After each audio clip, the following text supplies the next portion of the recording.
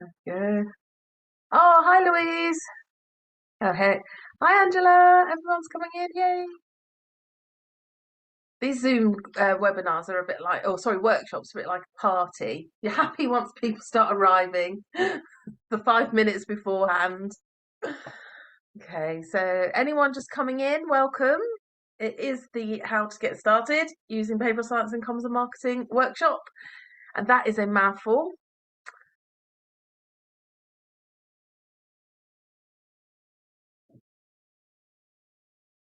Just going to move that. We're just giving everyone some time. Please do say hello in the chat.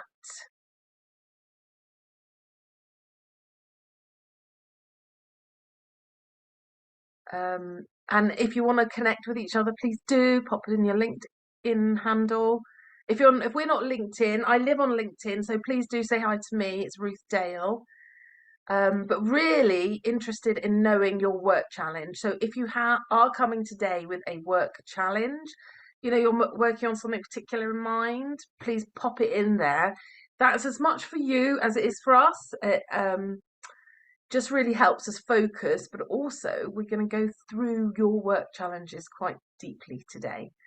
So welcome everyone. As I mentioned, for those just joining, we've got over 70 registered for today. So we'll just give a couple of minutes for people to hop in and then we will get moving quite quickly. Questions for today. If we could hold the questions to the dashboard and we'll answer them kind of as we go through. But general questions we'll pick up at the end. So just for time, because I promise this will be 45 minutes. So thank you. Hi, Kelly. You're on video for me. Hi, Lee. Brilliant. Okay. How many have we got in the how many have arrived, Claire? Now I'm sharing, I can't see. Oh, you're on mute. First mute of the day. Hello, everybody. I'm just coming out of full screen myself, so bear with me, Ruth. 16 at the moment, Ruth. 16. Okay, we'll give them a couple more minutes to come in, then we'll get started. Just don't want to spend too much time.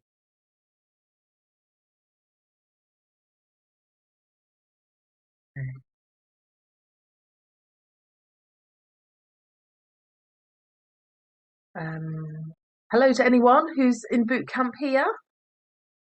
Anyone who's gone through the training. This might be a bit basic for you, but a really good reminder. This is also a really good audit tool if you're starting any new project or campaign. And hopefully you'll see that it doesn't just relate to behavioural science as well. Right, okay, because 33, let's get started. Can everyone give me a thumbs up if they can see a green screen? Many times I have gone on and on. Thank you. Okay. So just to get started, I just thought it'd be best to introduce ourselves and explain why we can share this work. So my name is Ruth Dale. I've been in, behaviour change marketing and comms for pretty much all my career. I joined the NHS at 27. That was over 20 years ago, so you can work out my age. But public health, particularly about 15 years ago, and just over 10 years ago, I think behavioural science really started to take off. And I was just really lucky I was in public health. And it was just in this incredible tool that started emerging that was taking a lot of stress away, a lot of guesswork, and really helping us focus on deeply understanding behaviours so we could come up with the solutions. And from there, I worked NHS, local gov, public health, and then Public Health England. And I supported the first year of the COVID response before Public Health England became no more.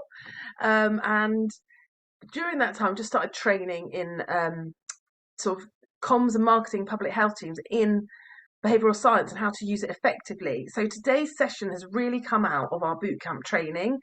But just to say what we do whilst we're not training is we do the behavioural insights. So I'm still working just on the outside with NHS and local gov in public health commissioning. Anyone knows health needs assessments. We do a lot of the qualitative research, behavioural insight deep dives, that then feeds into service development and to marketing and strategy and campaigns. So we are a small but mighty team, and I'm highlighting our doodler there. Our doodle's there because Claire is here today. Give us a quick wave, Claire.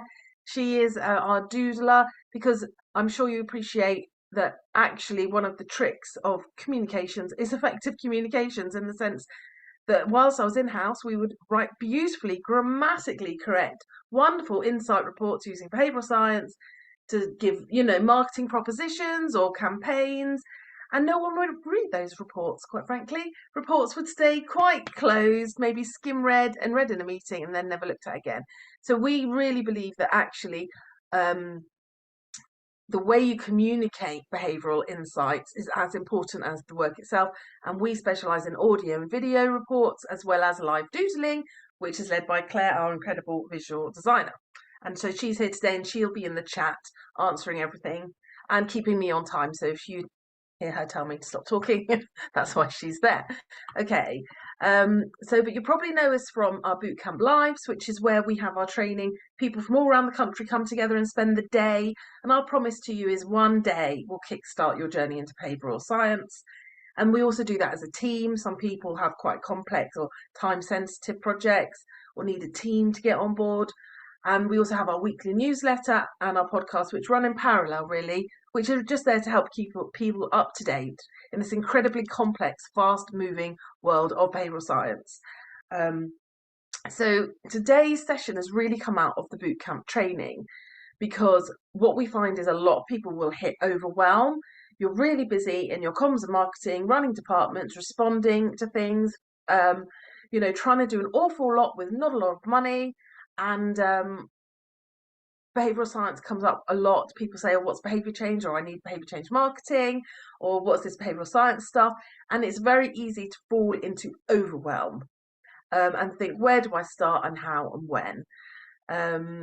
So the training today is as much about us sharing our learning and building on the knowledge that you've got. What we really want to do is show you where behavioural science fits in your work, not where comms and marketing fits in behavioural science. Behavioural science is an incredibly complex, massive field. So to get us started, now I should say that's our boot camps now have a members area where we're going to be bringing in the case studies and the learnings from events like this, but also the doings. But I'll come on to a bit more about that later. So we're going to do just 10 seconds on what is behavioural science, because actually you just need to have the core understanding today. And then we're going to go deep into the 4 cornerstones. We have a prize to win, so get engaged, have a go at the 4 cornerstones, and then we're going to give you a little bit of an exclusive on the bootcamp. So if you haven't got it already, could you please download the communicated dashboard? So Claire, could you pop in the chat the link for anyone? I'm just, there we are. Okay. Sorry, I was just trying to move myself out of the video. Keep looking at myself. I really don't want to. So yes, make that copy. And I'm just going to take 2 secs. Apologies while I bring up the chat, because I really want to hear your guys' answers to this. So question 1, just to get started, before we go deep into behavioural science, is why are you here today? Why do you need behavioural science? Do you have a specific problem that you're working on? What is it that you want people to do? So if you could, please jump off mute and share it. Has anyone got, or pop it in the chat? It's really very important to sort of anchor that thinking before we get started.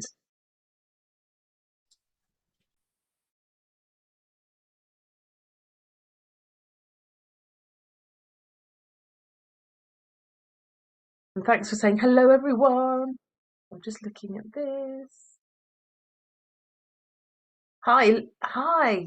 Yes, please. Sorry, I just thought it'd be easier to speak rather than in the chat. Thank you. I suppose for me, it's just a bit of a refresher, really. And we've got 4,500 staff that work across like about 85 locations, 150 services. So I suppose for us, it's just the volume of internal comms that we have to share. We've recently just done a survey of colleagues to just find out how the information that we're sharing resonates, and is it content that they're interested in. And I suppose it's just really reminds us that our purpose from an internal comms point of view really is about engaging our staff, making them feel connected with each other and part of a wider organisation. But there are some key things that happen every year.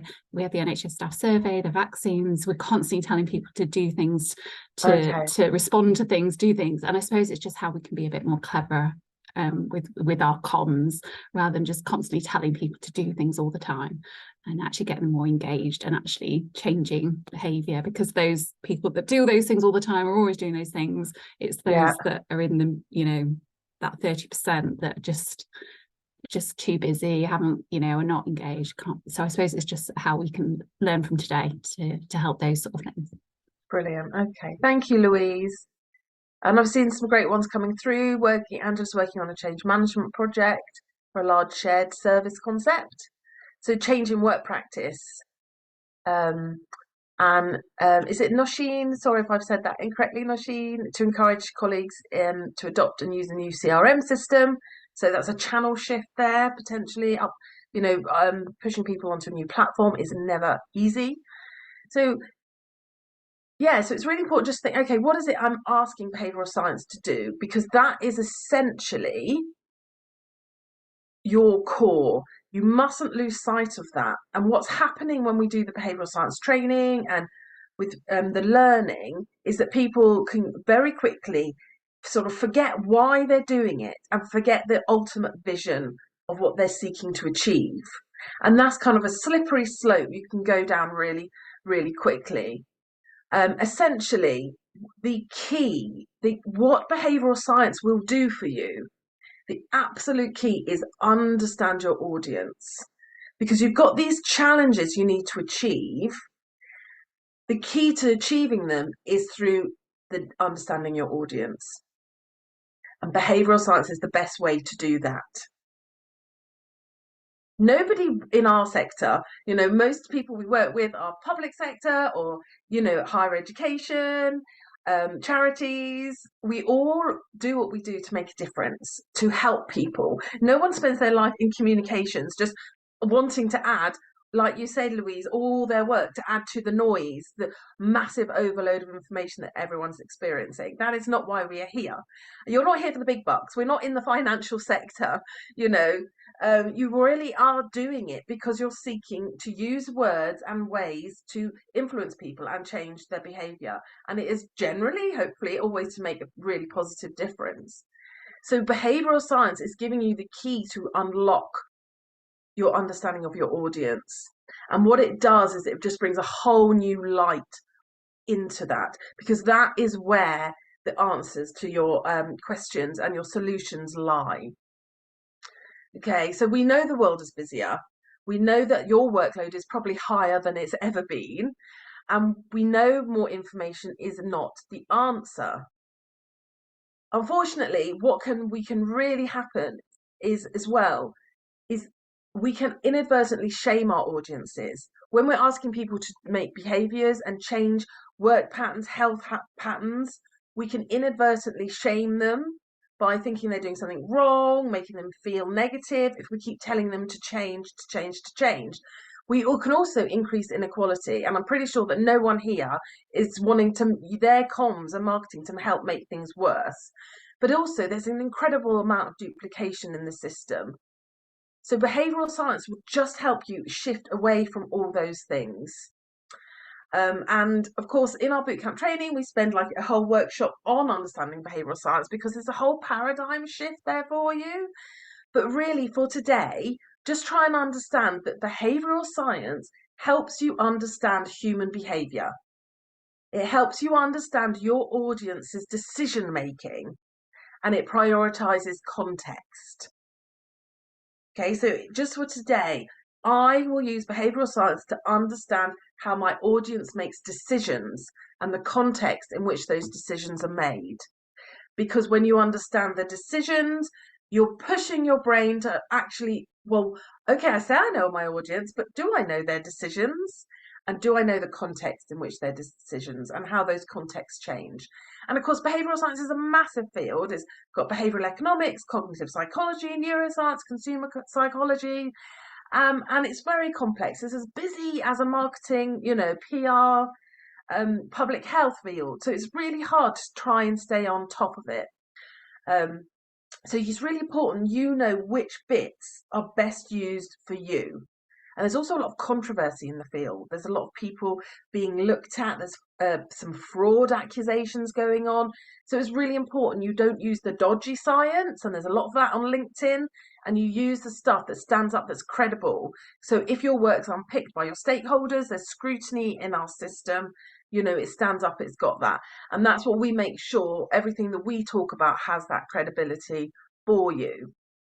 Okay, so just for today as well, we've got a prize. It's the book called Thinking Fast and Slow by Daniel Kahneman. Some of you may have read it, but there's this whole paradigm shift that behavioural science has brought us.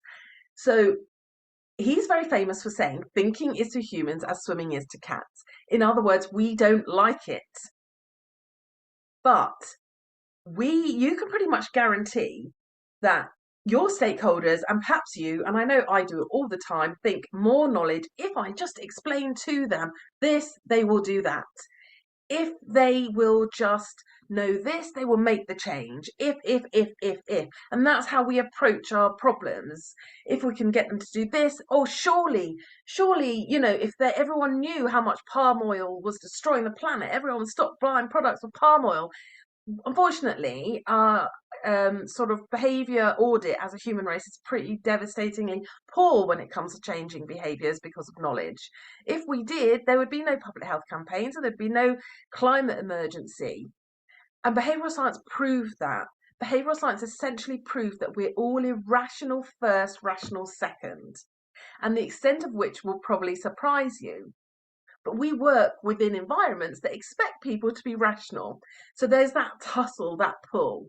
So as we go through today, you like to remember that as well. That's where behavioural science will start you. So when you think, I need to understand my audience, you need to understand their context and just how irrational they are, but in a sense, in a really positive way, because actually it's okay, because that's how humans' behaviour is.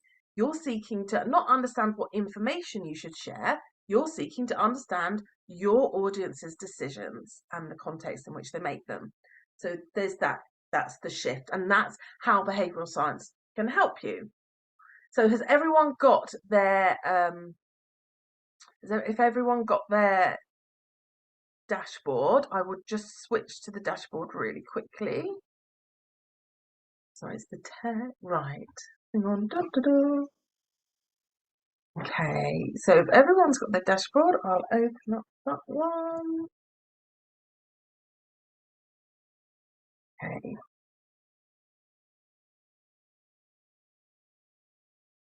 All right. Can everyone see the communicator to change make a dashboard? Yes, brilliant. And this is just a really simple tool. Honestly, it's just designed for you to take. Some of you might take 5 minutes, some 20 minutes, some a day, depending on your answers. But it's designed to put behavioural science into your world to see how it can help you. That's what's different.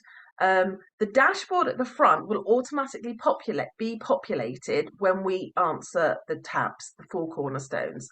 So we answer the questions on each sheet first. They'll automatically appear in the green box, telling you what behavioural science you need to do next.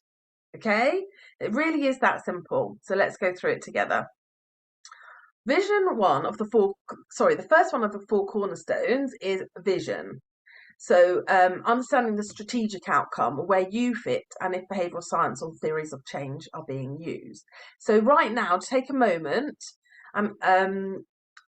to write down the purpose of the work you're doing, just really quickly, the strategic goals and how they're being measured. If you can pull that from your head in a few minutes, brilliant. It's okay if you can't.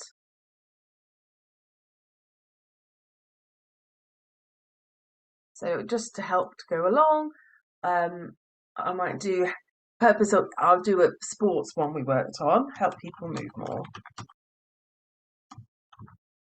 Oh, can't spell.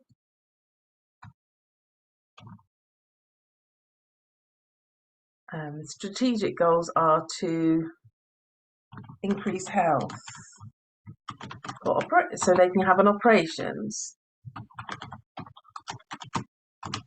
Okay, there's a lot of people we work with in our healthy weight work that are looking to lose weight so they can have an op, and it's being measured by, well, actually, I don't actually know. It's not measured, and I don't know if behavioural science is being used. So that's probably pretty much how we start a brief. Very, very quite high level outcome. Now, what you're seeking to do in this is to understand your outcome. That's really, really important, because one of the biggest mistakes is that people think their outcome is their measurable goal, is your objective. It's not. So it's just really important that you anchor your outcome. In every Public Health England campaign we worked on, whether it's Change for Life, Every Mind Matters, all had a theory of change. All had, if I do A and B equals C. All had an understanding of what we're going to say. Sport England, most applications for grants will ask for a theory of change. Why do you think doing what you're going to do is going to equal change? Why saying what you're saying? How does it matter? Okay. So it's really important you understand your clarity. It's okay not to be great, but you want to aim for great. So I'm probably about amber. I know I need to get more clear before I start pushing out noise, before I start just adding comms to the wall of noise. And it's really, really important, but it's completely skipped. Okay, this stage is so often skipped, and it will really come undone. It will undo you later down the road. So for me, I'm amber, so I'm going to get clear. So I'm really I might speak to the stakeholders, and I just have some conversations to answer I just want to answer the questions. The boss who's giving you the spec, and if you're the boss, you need to be able to answer that to your team. Someone should be able to say, how am I measuring the strategic goals? And it's probably really complicated. In smoking and things, it's exceptionally complicated. Remember, this isn't your marketing goal. And if we pop back here, did it work? Yay! There we go. Next steps. Okay. Really simple, 2-3 minutes. Everyone ready to move over to stakeholders? Now, in boot camp, we've got a new swipe file, so we've got a better stakeholder analysis. But it's really, again, really key. You're trying to understand where behaviour change is fitting, what your stakeholders' priorities are, barriers are, if they're strategic. So we've got here at the side, strategic, operational, partner, or deliver services. So I'm trying to help people move more. I might have Sport England in there. Really important. They're the funder. Yes. So I will maybe look to them for any help, strategic. But I might have the local leisure centre, who quite frankly couldn't give a monkeys about behavioural science, but are going to be brilliant at channels for me and actually have my people there. So I'm going to have them as deliver. You may not know. You may have just been called in to a meeting that's gone on for 6 months, and we've got red there. You might be flying solo. When we're stressed, when we have got too much work, we have this tendency to really, retract in and just get heads down and do it. And it's very easy to suddenly work solo. Or you might be amber, or you might be green. You might have this nailed because you might have been working on it for 2 or 3 years. But again, you're just problem framing here. You're just trying to understand. So I'm like, oh, okay, I'm probably amber on this one, I think. Again, I'm just going to understand my stakeholders more. I'm going to know that just because they're the loudest voice in the room does not mean that they're the most important. Because I reckon, for me, it's going to be my delivery partners who are probably too busy even to get to those meetings, those partnership meetings everyone's going to. But I really want to understand who knows what and who's going to come along at the end and mess around with my creative copy, but I would never say that to them, or who's going to be an expert in comms suddenly, which is what happens when you pull your comms strategy together. You just really want to know. At the end of the day, you're looking to understand their values and their blocks, because you're going to use behavioural science techniques on them to help manage them as well. So for this one, I might do a I might do a thorough stakeholder analysis, and I'm talking 20 minutes. Okay, that's what I'm going to do. I might actually, attend some of those meetings or get invited to the board. Huh? Because I'm not invited to the board, they have no representation there. So again, if I go back here, it's amber there. And sorry if I didn't highlight already, what we're doing is problem framing, which is step 1 on applying behavioural science. And again, this can take 20 minutes. But this is the one everyone's really interested in because this is your audience. Now, your goal obviously is to deeply understand your audience using behavioural science. So try and answer the questions in step 1. My audience is, and then this is the fun question, because. So my audience is everyone, because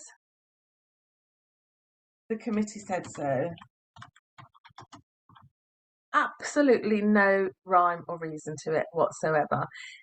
Just know it, okay? You and I know that's not a target audience. That means you're in red. You know that you're going to have to try and shift them.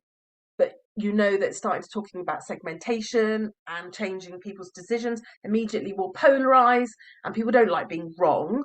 Remember, they're not rational. They're not going to react rationally to shifting. If your stakeholders are stuck on everyone and do not target, then rational approach is not going to work. So I'm going to stick at red for this one. And I would highly recommend the absolute best thing to do here is empathy mapping. Empathy mapping is a free online design tool, which we'll give you at the end. It can take you 10 minutes. But the trick is to get it done with your stakeholders. That is what will shift your stakeholders into understanding the audience and starting to break up the segmentation. Okay. Absolutely key, empathy mapping. Don't start using the COM-B, which is a brilliant behavioural science tool, and that's next until you've done your empathy mapping.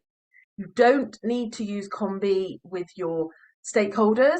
An empathy map is enough, because actually you're just trying to understand and shift from everyone to a decent, because you cannot measure and set a behavioural objective without an audience. But you don't tell them that's what you're doing. You tell them that actually I am there because I'm seeking to capture your expertise, deeply understand the problem, get creative, give people lots of positive reasons to engage with you. Because I promise 100% when you run an empathy mapping session with stakeholders, which can be half an hour online Zoom call, can be in the room, can be 2 hours, they will come to the realization themselves that they have to segment. Okay, so it's a lovely start. With the then you're going on to using COM-B, you can use that as a prompt tool, and we will give you that at the end of this session as well. So, oh, is it not? Oh, there it is. Sorry. So I'm going to do an empathy mapping with me, and then I'm going to do an empathy map with the team. I'm going to go with my nice people that I know before I do my stakeholders. I'm never doing the audience. Big mistake. Do not use empathy mapping on your target audience. Just doesn't work. It doesn't work at all. Loads of reasons. Okay, so if I go back here, yes, I'm going to do empathy mapping. And I'm thinking, but I really want to start using behavioural science. Because of my understanding of behavioural science, I kind of know I'm taking behavioural science approach. So I'm going to use as well the COM-B prompt tool. And we will give you that. And we've got loads of other free tools so you can get your head around. Okay. But this is you taking a behavioural science approach. Then this is the one you're trying to get to. So remember, you're still problem framing. You haven't jumped to content, and you're just trying to understand where your goals are. Now, no one ever comes to training with a behaviour change goal. Everyone always comes with an outcome, which is why it's so important you don't skip one. It feels too easy. It's like, oh, just get on with it. But actually, you need to know your outcome goal so you can determine your behavioural goal. That might be better if I had the word goal in there, help focus. So my outcome is to make people healthier and to lose weight. So what is my actual behavior change goal for these guys? Who's everyone? That is what you're trying to find out. And that is what behavioral science will help you do. I don't know. I know it's not just healthier and lose weight. It's a lot more complex than that, isn't it? It might be changing meal plans. It might be moving more. It might be exercising regularly. It might be just getting them. You might have an app you want them to use. You might have set free sessions you need them to attend. It might just simply be down to changing their food shop. It might getting them off processed food. It might be cooking skills. It might all be mindset. You know, there's going to be loads of different behavioral goals, but until you've got one, you can't measure it. So for what we talked about earlier, you know, if it's for internal comms, breaking down your behavioral goals you expect people to open the email, click the link, you know, sign up for the vaccine, get vaccinated, do the performance reviews. These are all separate behaviors. So you've got your channel behaviors where you want them to go and do something digitally. You want them to engage something. You want to open it and then read it and then remember it. Breaking these things down are absolutely key. Knowing what the channel is doing for you is absolutely key. And any change management program, really, when we go back to the vision, it's like, why are we even communicating with them? And is everything we're doing are we just sending them information after information or expecting a rational response? I've given them the information. It's like with my son, he's doing his GCSE revision. I have given him so many reasons why he should revise. I have laid it all out. We have shared so many moments that I never want to repeat. Because no, is it up there in his to-do list? Absolutely no way. Fallen completely into that, just give the information, expect them to make a rational decision. It's really human nature. We just can't help it. But behavioural science proves that it's just so ineffective in behaviour change. And if you don't have your behavioural goal, you'll fall back to it. And you'll just be churning out information and sticking from awareness, you know, even if you're lucky, raising awareness in these days. And then what's your theory of change? And this is as simple as you know, by giving these, by sending them the information and the links, you know, whatever it is, A plus B equals C. So it does not have to be complicated. But what is your theory? And this is a really good one to ask stakeholders. Why are you asking them to, you know, why by giving this information do I think that they're going to do the performance development review? Why do I think they're going to stay on this platform? Why do I think they're going to come back to this platform? You know, so, but you're not expected to know this here. It's okay not to know, but what you've got to know is that you don't know, because this is where behavioral science will help you. So you are trying when you're understanding your audience to discover these things. And I have never worked on a project where they're here or obvious, unless you've had, you know, you're given the insight. And that's what we spend our time doing with people. But you can do that for yourself as well. And that is where COM-B comes in. So I really need to understand my measurable behavior goals. So I'm going to, oh, sorry, I saw a typo there, but I'm probably on red. Oh, there's a lot there, isn't there? Sorry. Essentially, you need to do your COM-B and your behavioural mapping here when you're in red. I'm still on diagnosing. Okay, I'm moving into stage 2 on my success pathway and I'm diagnosing. So, okay, I'm not quite sure what that is. I've just got started. This has taken me, 20 minutes? So I'm as clear on what I don't know as I do know. Pop back to start here. Okay, this is what I need to do. So when you're getting started on a project, the empathy mapping, looking at your behaviour change models, which is, I recommend COM-B, but doing your behaviour mapping and your stakeholder mapping. So that's where you start. The extent of what you do these is up to you. Don't skip to design, but you can start exploring E.A.S.T if you want to. But if you don't know your audience and you don't have a behaviour change goal, then don't skip to all of the 200 or so behavioural biases that you will see being churned around LinkedIn. And E.A.S.T is brilliant. I would read it early on. I'd know what it is, but I would, hold tight on it.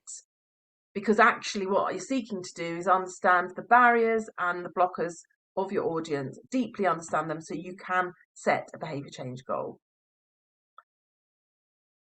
And you're looking to have all these as green.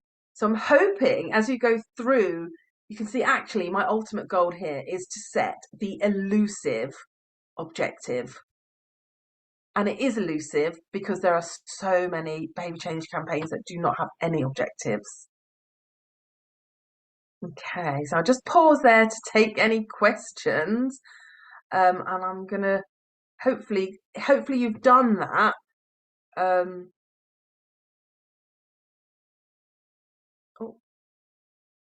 Is there any questions on any of the pillars? And I'm going to say what to do next now, but just on those pillars, I might have a tinker with some of them are quite wordy. Let's see, I can't see the chat. Okay, where's it gone?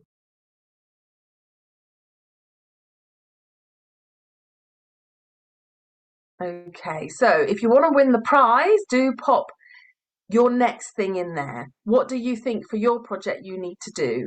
Is it a goal? Do you need to set your objective? In which case you might do the empathy mapping. Do you understand your audience? Do you need to understand your audience? Are you on stage 1 or stage 2? I'm really hoping I haven't overwhelmed you all.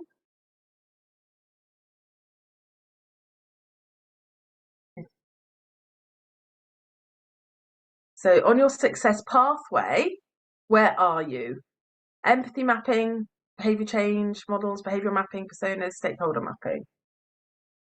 From just answering those questions, you should know where you are.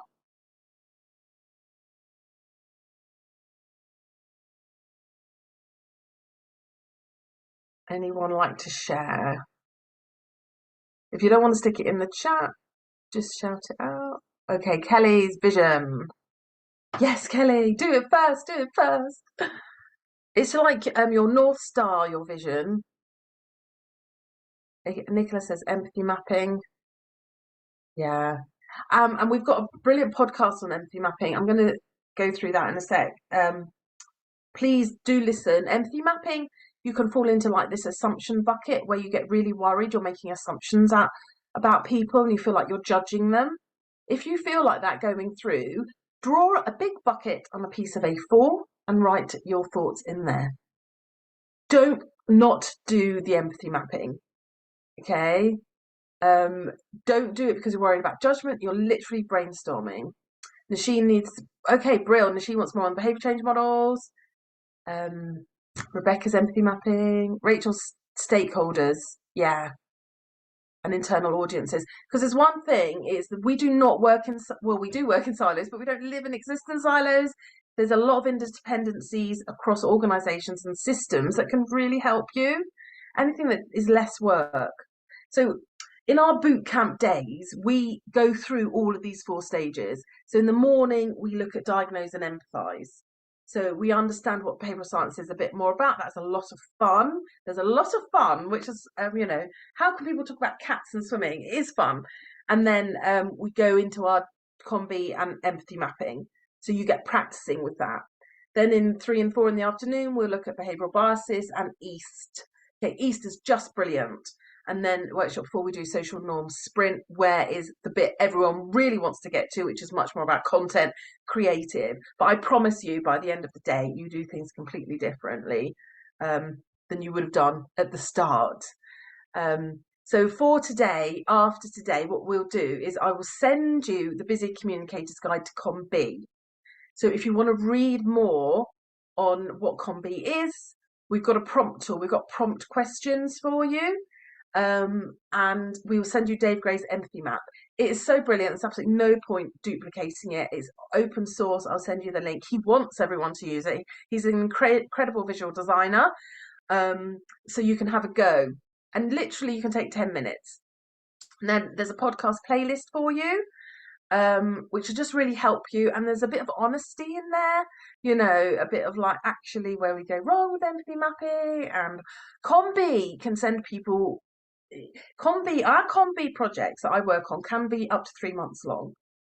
So if you're starting a project that is like, you know, a massive transformation program, you've got 6 months of scoping to get everything sorted, then yes, doing Combi properly is worth it. Oh my God, is it worth it?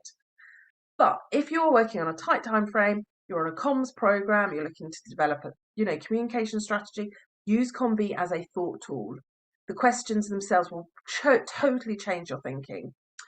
And then if you're in bootcamp already, go to Professor West's workshop. He actually designed Combi, and he's done a special workshop for everyone in there.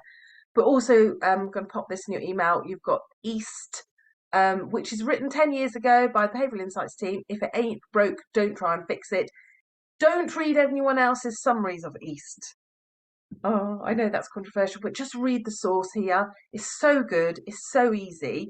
You're all going to want to jump to E.A.S.T. I know you are, because it's easier than Combi. But if you skip Combi, which I do on loads of projects, if I don't need that depth, I just use empathy mapping. Yeah, but if you need Combi, don't go straight to E.A.S.T. But once you know E.A.S.T, it'll always be playing in your mind because it is so good. And that is then you incorporating behavioural science across the whole campaign development pathway, right through to messaging. So E.A.S.T is where you'll start picking up messaging framing, using cognitive biases, psychology to get people to increase their open rates, get people to click on links, get people to come back to platforms. Okay, that's that bit. Okay, so essentially, I really want to make sure we finish on time. I just promised myself we would. Oh yeah, so I've said that already. Just to say for anyone, we always do exclusive masterclass after each boot camp. We open it 4 times a year. This year we've got internal comms. So if you are doing internal comms, we've got an internal comms masterclass for you, looking at specifically some success around how to use behavioural science specifically in internal comms, quite detailed. Okay, and then oh yeah, Lee, just stick it in the chat. It's fine if you just pop your email in the chat or DM. I'll send it to you. And yeah, just for you as a thank you for turning up. If you do want to come to boot camp, we've got a 25% discount, which we give to people who've taken the time out of their life to come and see how, you know, we work and how we train. So if you are interested, we would love to have you there. That's workshop 25. There's a coupon code online. Please do have a think about that. But for now, ta-da! So for now, everyone really wants to know who's getting the book, aren't they? Who wants to win the wonderful Thinking Fast and Slow? It's not got a cat on the front of the book, although I think it should do. So we're just going to do it at random. I know a lot of you guys, but Claire doesn't. So Claire, can you pick someone at random who shared their summaries? No pressure at all. And the winner is Zoe Catlin. Oh, Zoe, are you still here? Is she still here? Dun, dun, dun. Oh no, is she gone? Oh, okay. Can you pick from who's here? Because it's a right. thank you for Oh no, she's staying. still here. She said in the chat she she's is. still here, but her mic doesn't work. Hi, Zoe. Oh, Zoe. Zoe, DM your address, please, and we will get the book straight off to you today. Okay, we are at 13:14, so if you need to hop off, please do. If you've got questions, I'll hang around now for you. But huge thank you for coming. I'm really hoping this helps understand where it fits, because that's the biggest question we've been asked. Where does all of it fit? So if you focus in on those core start points, you are starting your journey into behavioural science.